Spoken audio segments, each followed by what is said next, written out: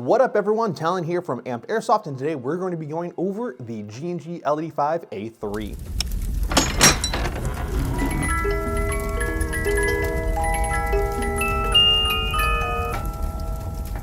From G&G, they have released a replica only a couple months ago that we saw at EA Fest, and I'm very excited to go into depth with you guys and talk about not only a very brief history, but as well as the functionality and overall review of utilizing this rifle, the battery-powered G&G L85 A3 replica that we have on the Airsoft market.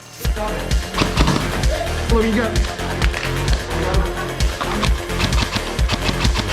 Like that?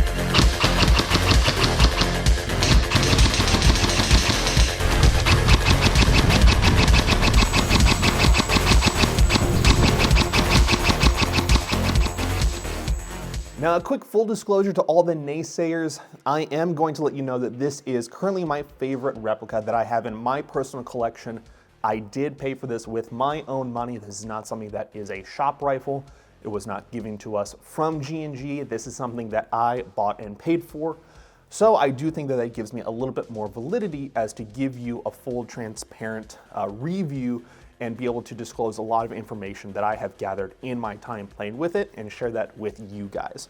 So while yes, I do have a little bit of a bias because I am enjoying it so much, just know that I have done an extensive amount of research, not only for the real firearm, and if you're interested in doing an even deeper dive of the real replica, you can find it in the blog that we will have down in the description below.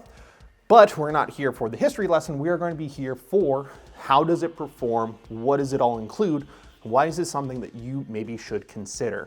And of course, you are welcome to like, comment, and share. Share with someone who likes bullpups as much as I am growing to enjoy this bullpup. And definitely stick around if you guys are familiar with the Grantham video from last year. See if I make any type of blunder or mistakes when it comes to me discussing this replica. Now, G&G is going to make a almost perfect one-to-one replica of the British service weapon, the L85 variant. For anyone who is not familiar with the L85 or the SA80 series of rifles, this is going to be a British service weapon. And this is going to be a lot more prevalent for anyone who is going to be doing British roleplay or British immersion when going to different events or playing at your local field and wanting to dress up and play the part. This is the current production of L85 service weapons for the British military. So over time, we know that we have the A1 variant, there's an A2 variant. This is the current production model. So if you're looking for something that is going to be a lot more current with the current service, this is going to be the option for you guys. But let's get into the Airsoft facts right now. So the velocity of this replica as a battery-powered system is going to be 1.3 joules with a 0.32 gram BB or a 380 FPS with a 0.20 gram BB. I give both of those options just because different fields are going to have different requirements. So instead of trying to do the math, looking at the conversion, I'm just going to give it to you guys. The weight is going to be a little bit heavier. The base rifle by itself is 7 pounds, 10 ounces, and then with all my accessories, it's going to be over 9 pounds. So it is going to be a little bit heavier. It is a full metal build, and that is going to add to the overall weight. The overall length of the L85 is going to be 31 inches from tip to butt. That is one of the greatest advantages of having a bullpup system where your magazine sits behind the trigger. Because we have a overall shorter length, that is going to hide the elongated inner barrel or outer barrel of 20 inches. And on this model in particular, the inner barrel does go from the magazine to the end of the outer barrel. So you have all the advantages of a longer barrel system for accuracy, consistency, as well as getting your Airsoft BB up to speed before it leaves the muzzle in a tighter overall package. I did say that this is going to be a battery-powered replica. The battery compartment is in the pistol grip here. So you got a little cap here, you can pull that off, and it is a Dean's connector, which we like and we prefer. Now, I've been utilizing a mix of different batteries, but I can tell you that the G&G batteries are going to fit and perform the best overall. From the box, we do have a 90 round magazine that does have a follower. So you are gonna have all 90 shots feed up and into the hop-up unit and are going to fire. A cool function with this magazine is it does have an empty magazine detection system, which means when you run out of BBs, the replica is not going to fire. Compared to a lot of other replicas on the market, where even if your magazine does run empty, it is still going to continue to fire. For players who are unfamiliar or new to Airsoft, they may continue to pull the trigger thinking that they're shooting BBs when that is not the case. For anyone that wants that immersion of not having to exactly count, having a limited magazine capacity, and having an empty magazine detection system, this may be something that you might want to utilize more often and get a couple of extras. So I've been utilizing at games the PTS EPM and EPM1 magazines. These are going to be 120 rounders and 250 rounders for the EPM1s. These are going to be great for anyone who has extra magazines on their person. These are great solid loading magazines. I've been utilizing them very consistently over the years, and all of my replicas almost extensively utilize PTS magazines. So I like utilizing these. This has been just fine, have had no problems. Dealer's choice, use whatever you prefer. The motor that is going to be included in the L85 is going to be a 25K motor, and it's going to be a short type. And it sounds like that's going to be a relatively low motor compared to a lot of other options on the market. However, I have had no issues, especially considering that we're shooting 1.3 joules with a 0.32, so it's very close to that field limit or that event limit, and it performs really good. It is still very snappy. So this, I don't feel like I need to upgrade or even make any type of suggestion to change that out. You still can if you want to, but I don't feel like you need to.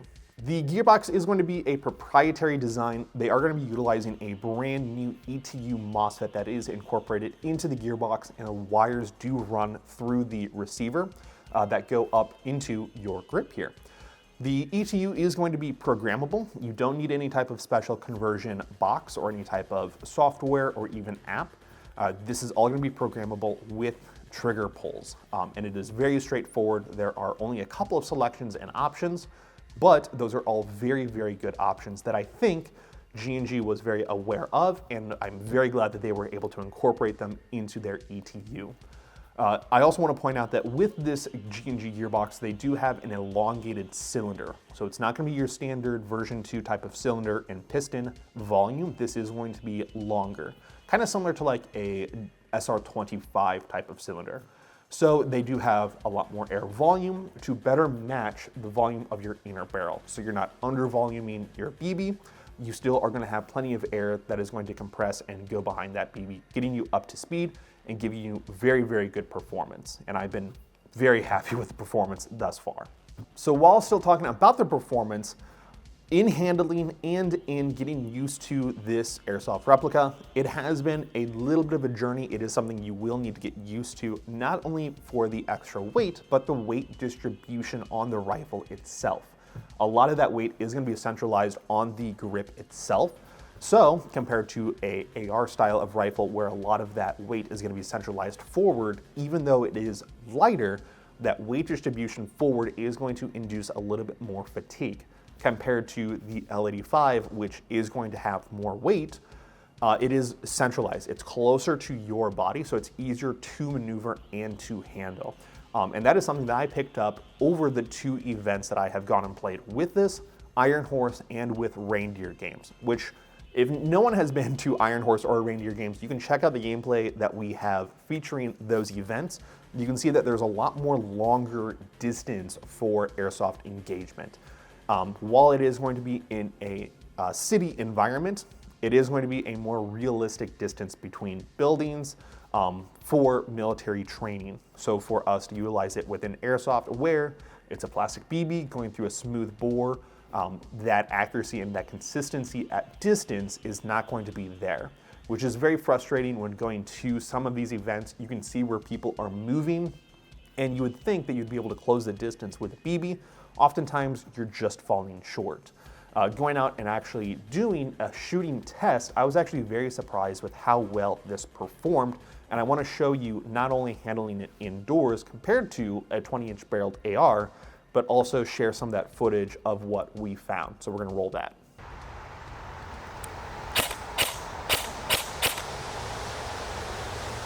That was high and left.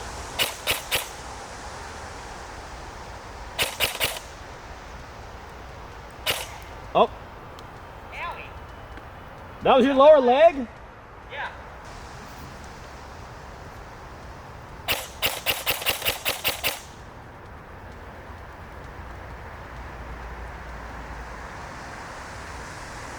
Nothing. All right.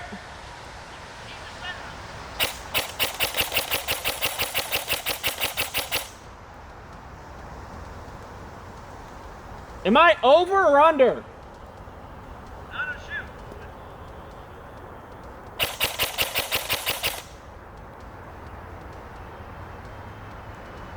Under.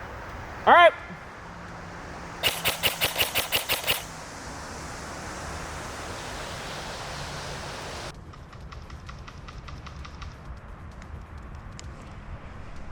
Short.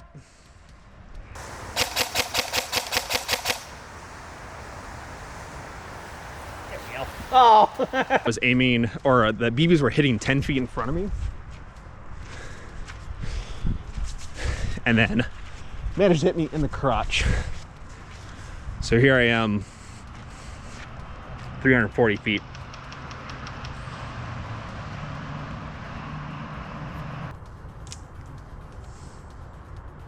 So he's getting into the trees next to me.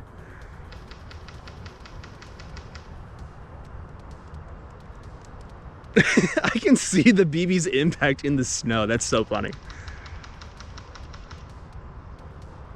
And so to quickly go over some of those results, I was very, very impressed with the L85 being able to go out and shoot that distance. Out to 300 feet is very, very, very difficult for a lot of airsoft replicas.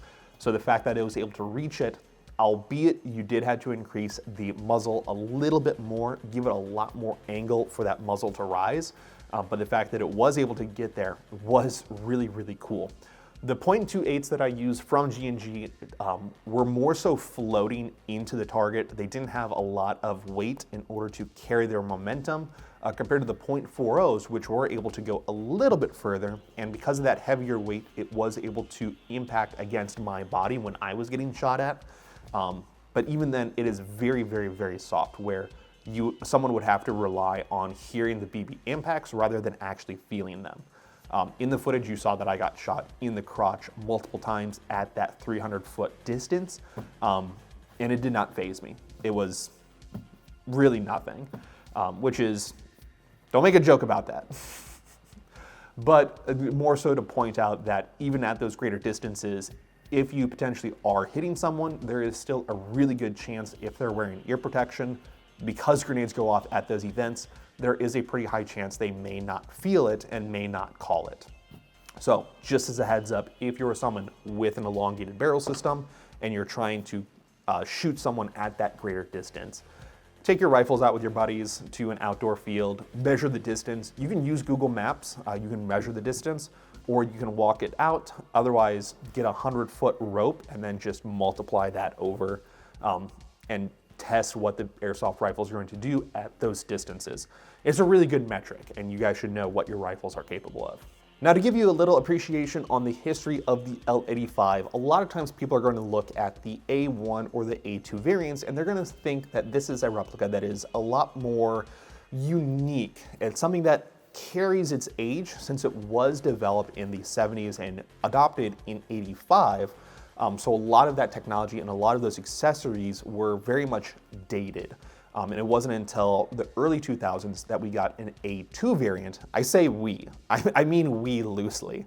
But the British were able to get an A2 variant in the early 2000s, and they weren't able to get actual railed systems until 2009 with the A2 upgrade program, where they had the classic and very iconic Daniel Defense railed system across the sides and the bottoms. And they still utilized those A2 variants with the Daniel Defense handguards and even the polymer handguard variants of the A2s until very, very recently. And now we come to the A3 variant, which was adopted in 2016. And I think that the A3 variant that we have in front of us is probably the coolest looking. It's the most aesthetic and it has the most amount of appeal, in my personal opinion. It's very slim.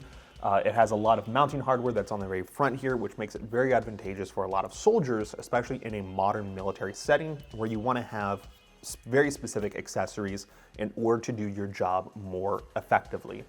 That was something that was missed on the early iterations of the A2 variant and was almost non-existent on the A1 variant. So, very cool that we have a system that is very, very modular, albeit it did take a little bit of time to get here. And as a reminder, while that was extremely brief compared to a lot of the other research that I have done on the L85 series in total, and this is not even everything, if you want to learn more, you can go and look at our blog, another little plug there. But we're going to go tip to butt on the L85 A3. So join me, won't you? Starting at the very tip, we do have our orange flash hider. Now this is a very long flash hider. It does go from finger to thumb here, and it is removable. However, it doesn't have any type of threads underneath. Instead, it does have just a pin that you can punch out. There is glue that you do have to melt in order to get it completely removable. I was able to get it removed because I assumed there was going to be threading underneath. Just so you guys know, there is not any threading, so keep it on there, paint your orange tip. I've been playing with it currently in the current configuration, and I have surprised a bunch of players, probably because I have been able to shoot that distance, and they've not been able to see me or identify me. So just a heads up, even if you have the orange tip, it's not going to get you killed. Speaking of the flash hider as well, there is currently not any mounting systems if you're looking to do any type of tracer units or mock suppressors that are going to go over this flash hider. This flash hider in particular is going to be unique to the SA80 series of rifle systems, which I actually feel I didn't explain the SA80. That's a very classic British term for the L85 series. SA80 stands for Small Arms of the 80s, where during the prototyping phase for the L85, they were looking for what works and what doesn't work. So that prototyping system fell under the SA80 program. And over time, that just became very synonymous with what would become the L85. So before the L85 was the L85, it was often referred to as the SA80. So if you're doing any type of research for yourself, you can find SA80 A1, A2, A3 variations as nomenclature for the L85 A1, A2, and A3 system. Just as a heads up. Going further backwards from the muzzle device, we do have a relatively thin outer barrel that, like I had said previously, does go the full 20 inches from the hop-up unit, which sits kind of above this rear iron sight, and does extend slightly into this flash hider. The inner barrel, just as a very quick note, does extend all the way to the very end here as well, so you get the full capability and functionality. We do have a full metal handguard, which is going to be a green coloration. Underneath there is going to be a replication of the gas block that the L85 is going to be utilizing. So that is very cool for those that are going to be more into the immersion aspect. The metal handguard is very slim overall if you do like a top-down profile look, which I personally really enjoy. Little history lesson as well, H&K was utilized in the production of the A3 variant and the A2 variant, a little fun fact there. But H&K had a lot more say in the production of the A3 variant. So they did come up with this handguard, which is very slim compared to a lot of other handguards that they produce, which tend to be a little bit thicker. But because of the profile of the L85, it is very high. I have found that it is almost the limit of what I can grasp if you're going to try to do a C-clamp. So oftentimes I will grab onto my short stubby vertical grip, or British service weapons will actually wrap their hands around the front of the handguard here when they need to maneuver the rifle around, which is a fun little tidbit for you guys. You can look at different British service guys that will do the grip right there, and they'll do it kind of like a cue ball stick. Cue stick, pool stick, whatever the term is. Now with the handguard as well, it is very, very tight. I have been playing around with it while messing around with it at the different events, and I have not been able to induce any type of wobble. So it is very, very, very strong, and I really do like that. You do have Picatinny along the top and the bottom of the handguard. These sides, while it does look like there is going to be M-lock and an extensive amount of M-lock, you only have one strip of M-LOK. So this top section is not M-LOK, the bottom section is not M-LOK, only right in the center here, compared to a lot of other more modern AR style of handguards where you will have the 45s be M-LOK as well. This is kind of a limiting overall, but that is going to be a issue with the real L85 A3, not an issue with G&G's production. Going backwards, some people have commented here in the office that the green and the tan coloration confliction is an issue and something that they do not enjoy. I personally really enjoy it. I do like the slight mismatching of colors, even on other Airsoft replicas that I have. It is gonna help break up the profile of the rifle and you if you're going to be out playing in the woods, which is going to be extremely helpful. Because of that coloration breakup, I don't feel like I need to do any type of painting on this rifle because it's already designed and painted, Cerakoted on the real one, with that breakup coloration in mind. Along the very top of the rifle, we do have a continuation underneath my optics and rear iron sight, a monolithic rail system that's gonna go along the upper receiver here. Speaking of the upper receiver and the rail system, we do have H&K style of flip-up front and rear iron sights. The front one, over time, has started to get a little bit of loose. That is something more of like a fidget spinner for me. So as I'm holding the rifle like this, oftentimes I'll just play with that front iron sight, and it has started to get a little bit loose. But get your Allen screw, tighten it down, or just remove it if you don't want that fidget toy. I kind of like it, so we're gonna keep it there.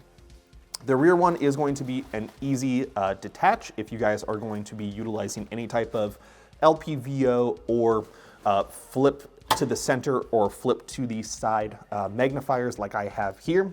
I have a T1 style with a 3x SIG magnifier that I'll utilize to identify colorations and camouflage of Airsoft players. And the fact that I've been able to follow BBs with this as well as I'm trying to aim at someone at a greater distance is very advantageous.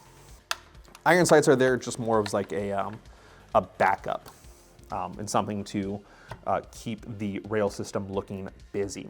With the receiver on this side, we do have a couple of cutouts. This is going to be for air cooling. It is not going to be for M-LOK or MOE rail attachments, so don't think that you can attach anything there. We do have, I am currently missing it, that is something I probably should have grabbed, the charging handle and bolt handle that is going to be sitting right here. And we're gonna talk about why I don't have it on this system. If you don't have it and it falls off, you can pull it backwards and it is going to lock to the rear.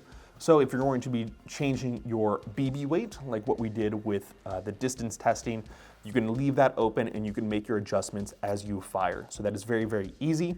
You can also come back here. It's currently obstructed by my sling that I have wrapped similarly to the real SA80. And you are going to have your bolt release that is sitting right here. Press that upward and that is going to allow you to close that bolt. We do have a polymer dust cover, which on mine, the spring is a little bit stiff, which is fine. I just need to close it and push it back into place. But otherwise, if you were to pull it back, it is going to give way and is going to allow you to have that open and make any type of adjustments. On the other side of the rifle is going to be our other parts and components. So we are going to have our magazine release here.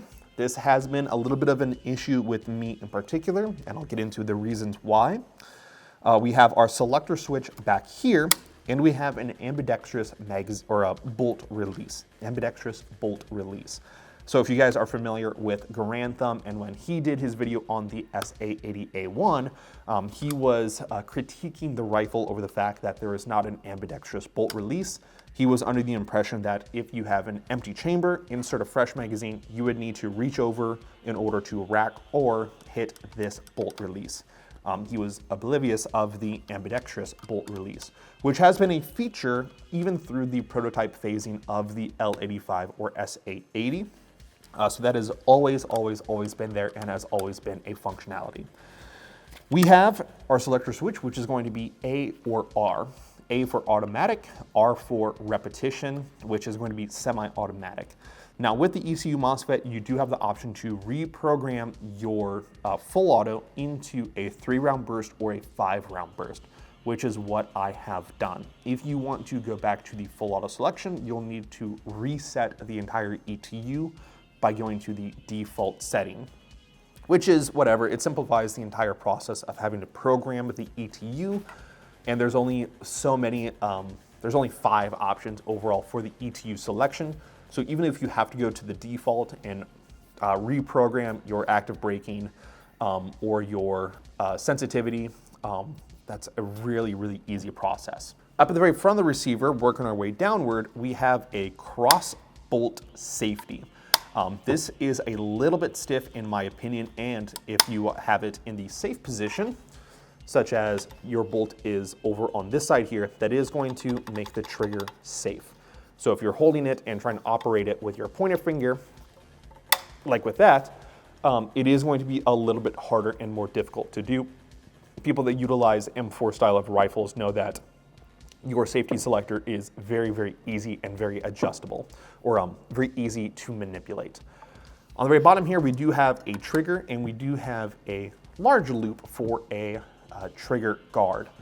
The trigger, as a fun fact, has a wedge shape on the very back of it.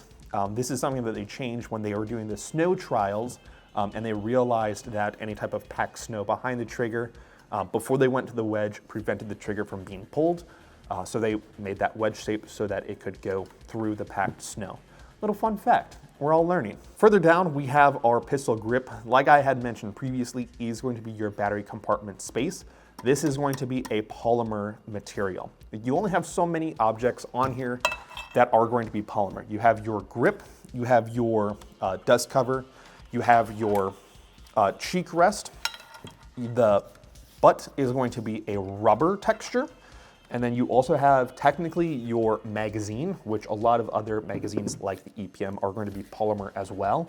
So I don't really consider that to be an issue of the fact that it is polymer, but if we're keeping track of what is versus what isn't, magazine counts as well.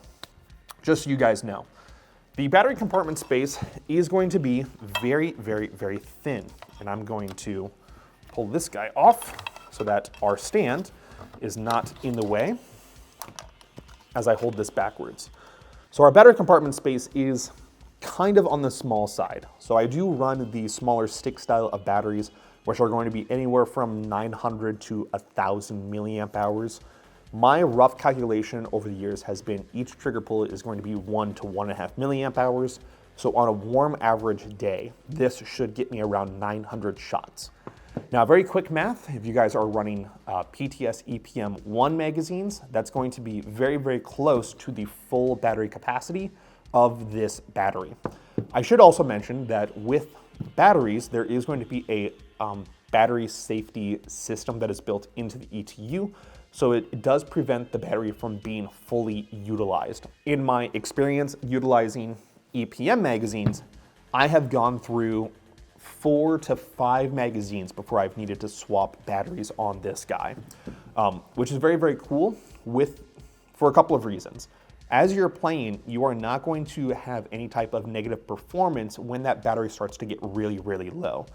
If anyone has played Airsoft when their battery is starting to get low, you'll notice that your trigger response is not as snappy.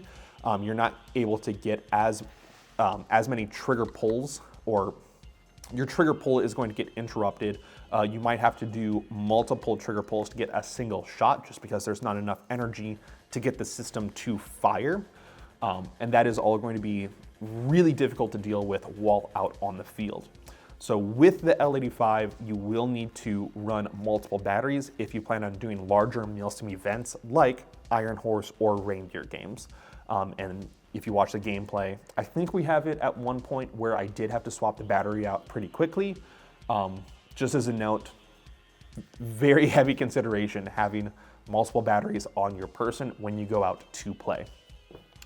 The very bottom of the battery compartment space is going to be this little bracket, this little cap. that is held in via friction. So there's no type of O-ring and there's no like bracket or clasp, which has been a concern for me personally, especially like when we're playing Reindeer games or Ironhorse where it's still very, very hot. If that grip starts to warm up, it is going to possibly push this out. So I have not gotten it to the point where it has pushed out because I have wrapped electrical tape. I've done a single strip here and then wrapped it around the base here just to make sure that cap does not fall off. I would rather it not fall off because otherwise there is nothing else that is keeping the battery from hanging suspended from the wiring harness. And I think that in our distance testing, you might be able to see that battery dangling somewhat loosely. But I wasn't playing out on the field, so I wasn't that concerned with it. Just as a point of concern. At the very back of the rifle, we do have a sling bracket, which is going to be adjustable from a left or a right side position. So because I am a right-handed shooter and the L85 is designed almost exclusively to be right-handed, it is not ambidextrous, despite the fact you have an ambidextrous bolt release. Don't ask me. You do have a little bit of selection and option when it comes to this in particular. So I just opted to go on this side. Rubber butt pad over time. I am not gentle or careful with my airsoft gear or equipment.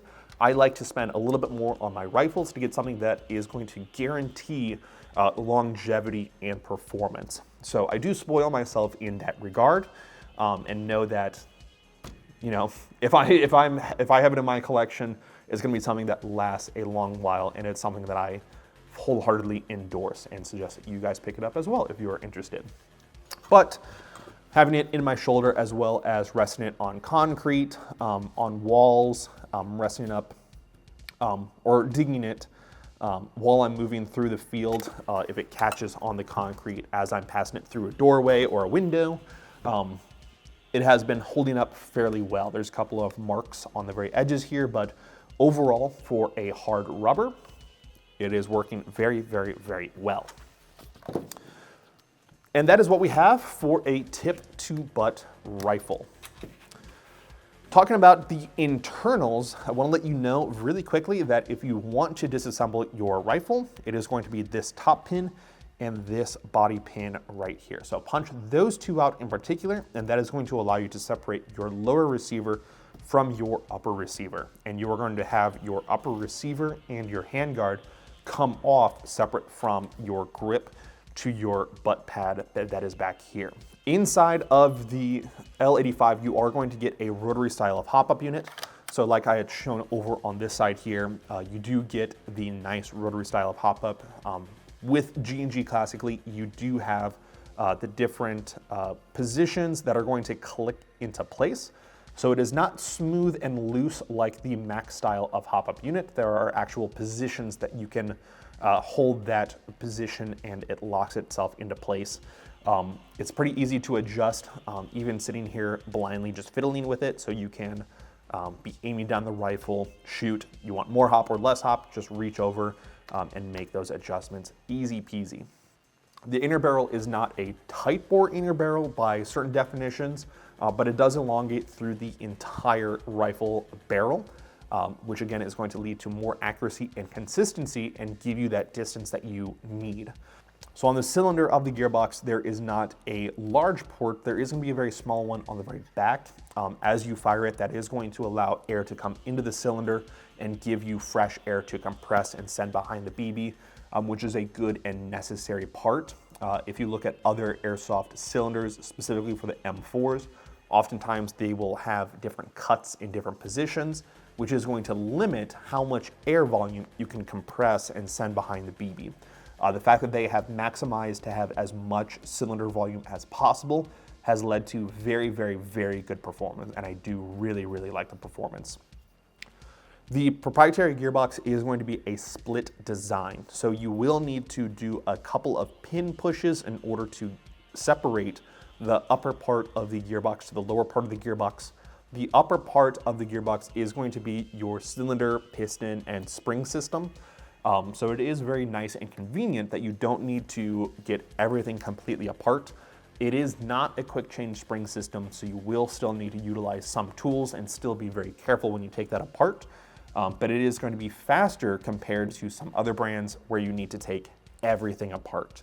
And because of the Bullpup design, it is going to be easier to have just the upper portion to mess with if you need to change your spring, compared to, again, taking it all the way apart. So like I had said with the ETU MOSFET, it is programmable via trigger pulls. You do have the options of resetting to the default, pre-cocking, 3-round burst, 5-round burst, and motor braking. Your pre-cocking does have a couple of sensitivity adjustment. The trigger itself, while everyone might classically, within the last couple of months, know that I have a deep appreciation for the magnetic style of triggers that Perun is manufacturing, and I have a couple of those in different rifles. They don't have anything for the L85 yet, working with them potentially. But there is going to be a small little micro switch. It is a little weird that there's no click in order to indicate where that shot is going to occur, so it's harder to find where that reset is to be as fast as possible on the trigger, but it is still very, very snappy, and it is something that I have gotten used to. So over time, you can get familiar with it and be quick with the trigger as well. Also, in conjunction with the MOSFET, there is a critical functionality that you guys need to be aware of. When you first get this, and I looked through the manual, I did not see anything that explicitly stated that you needed to have the magazine in and hit the bolt release in order to get the system to fire. Because of that empty magazine detection system, and with a PTS EPM1 magazine, what you need to do when you have it batteried up and you are inserting your magazine, you need to have that bolt release hit to engage the system to fire.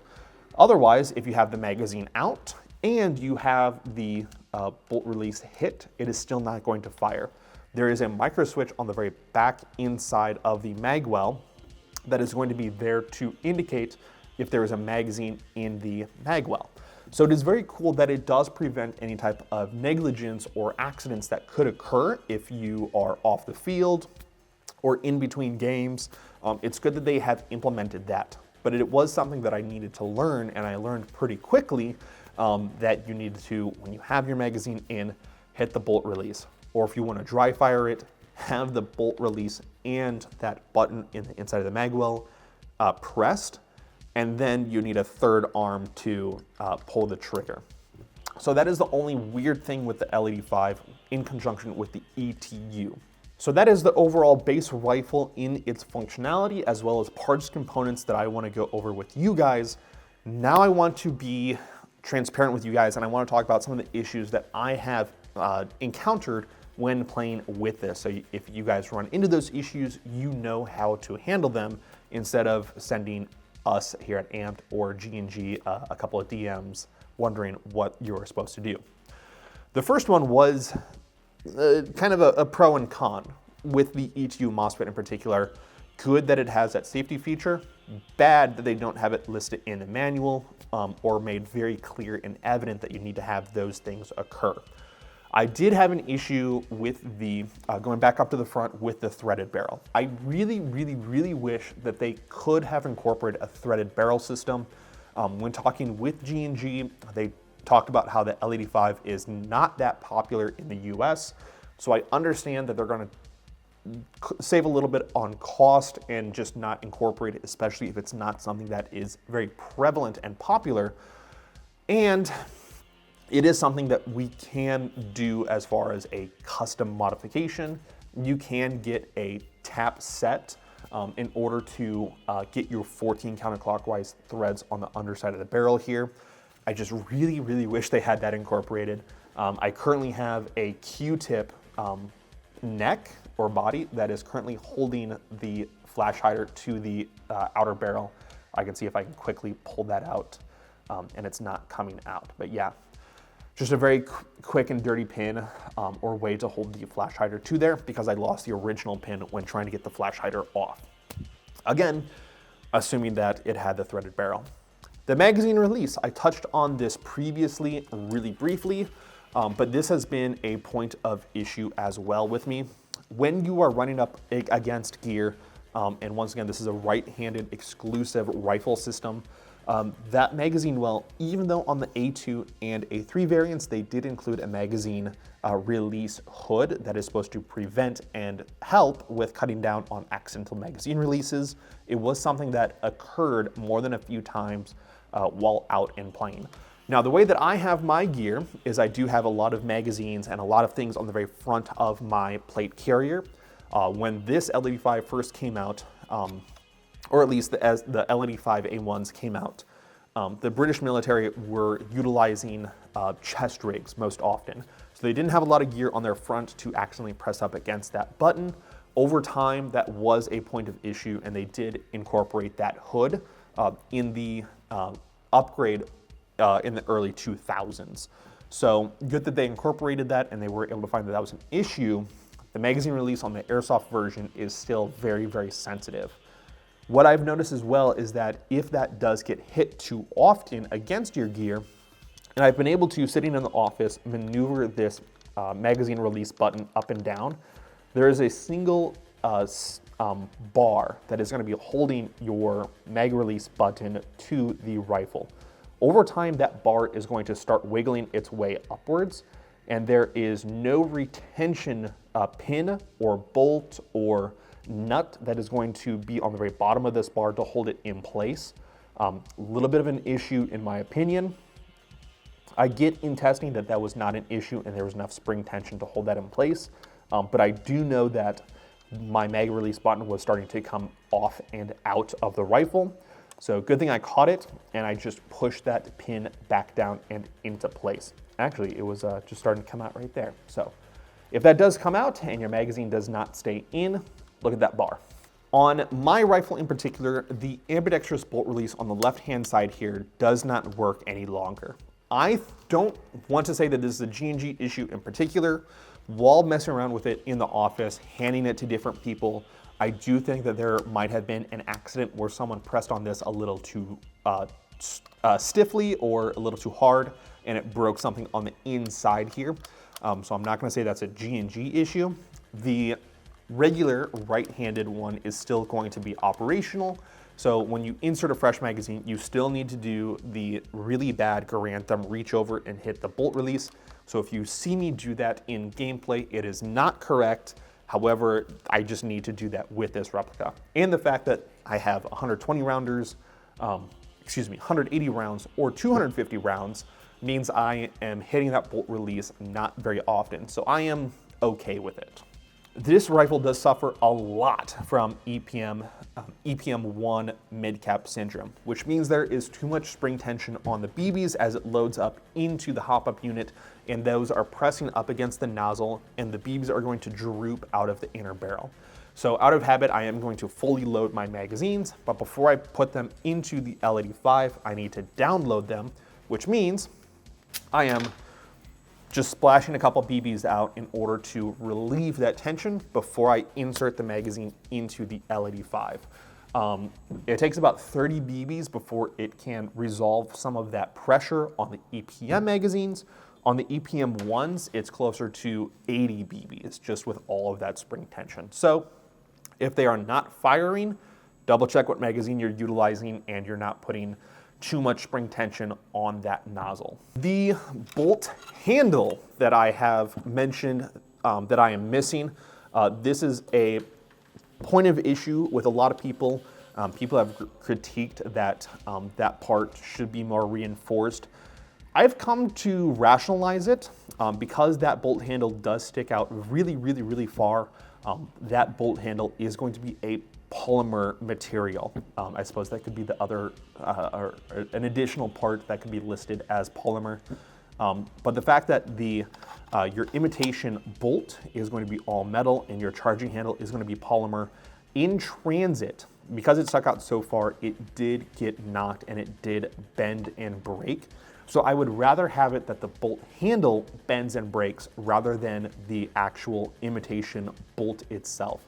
If this ends up bending and getting out of place, that means I can't open it and I can't access the hop-up unit, which is a huge, huge problem, especially since we've gone through all that testing. I can still operate and I can still do all of my things without having that large handle there. Aesthetically, I wish it was there. However, I don't know if they meant to make it polymer or not, but I am kind of glad that they did make it polymer. Despite all of my nitpicking on the G&G L85, I still think that this is a solid rifle system, and it is, like I said, one of my favorites in my collection. If you guys are interested in picking them up, we do have these listed on our website along with the A2 and A3 variants. If you do have any further questions, put them down in the comment section below. Reach out to our socials, send us an email, and we'll be able to answer all of those for you guys. So you guys, take care, stay safe, stay positive, and I will see you guys in the next one.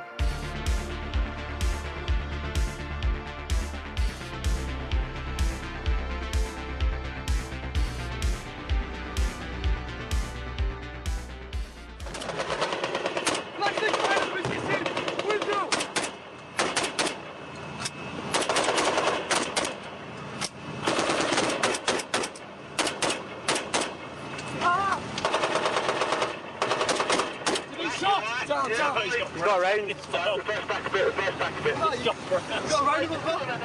round.